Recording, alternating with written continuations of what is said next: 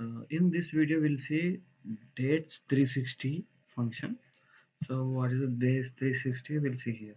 So, days 360 function is it will take the start date and end date, and what is the number of days between the start date and end date.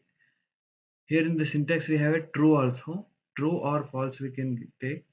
So true means it's a European counting system, and if it is a false means USA counting system, accounting system. So here we'll see how the date should be. These uh, results we'll see now.